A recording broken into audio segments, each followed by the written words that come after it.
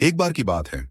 एक शांत गांव में, जो एक घने जंगल के पास बसा था, एक गरीब लेकिन मेहनती लकड़हारा रहता था, जिसका नाम रमेश था। हर दिन वह जंगल जाता, लकड़ियां काटता और उन्हें बाजार में बेचकर अपनी आजीविका कमाता था।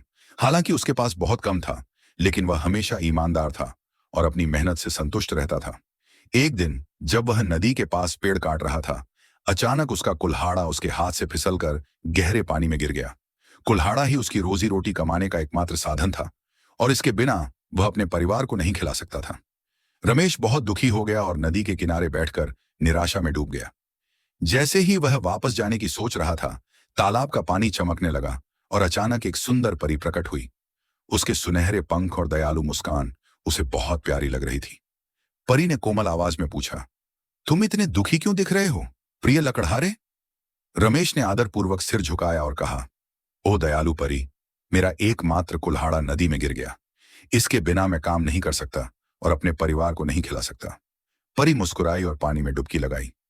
जब वह बाहर आई तो उसके हाथ में एक चमकता हुआ सुनहरा कुल्हाड़ा था। उसने रमेश से पूछा, क्या यह तुम्हारा कुल्हाड़ा है? रमेश ने कुल्हाड़े की सुंदरता देखी, लेकिन सिर हिलाते हुए कहा, नहीं दयालु परी, यह मेरा नहीं है। मेरा कुल्हाड़ा साधारण लोहे का बना था। परी फिर से मुस्कुराई और पानी में डुबकी लगाई। इस बार वह चांदी के कुल्हाड़े के साथ लौटी और फिर से पूछा, क्या यह तुम्हारा कुल्हाड़ा है? रमेश ने चांदी का कुल्हाड़ा देखा, लेकिन फिर भी सिर हिलाते हुए कहा, नहीं प्रिय परी, मेरा कुल्हाड़ा चांदी का भी नहीं था। वह एक साधारण लोहे का कुल्हाड़ा था। परी रमेश की ईमानदारी से बहुत प्रसन्न हुई। उसने तालाब में एक और डुबकी लगाई और इस बार वह रमेश के साधारण लोहे के कुल्हाड़े के साथ वापस आई। उसने पूछा, क्या यह तुम्हारा कुल्हाड़ा है? रमेश का चेहरा खुशी से चमक उठा। उसने उत्साह से कहा, हाँ, यह मेरा कुल्हाड़ा है। इसे लौटाने के लिए आपका बहुत धन्यवाद। परी रमेश की सच्चाई से बहुत प्रभावित हुई और इनाम स्वरूप उसे तीनों कुल्हाड़े, सुनहरा, चांदी का और लोहे का, उपहार में दे दिए। परी ने कहा, तुमने साबित कर दिया कि ईमानदारी सबसे बड़ी अच्छाई है।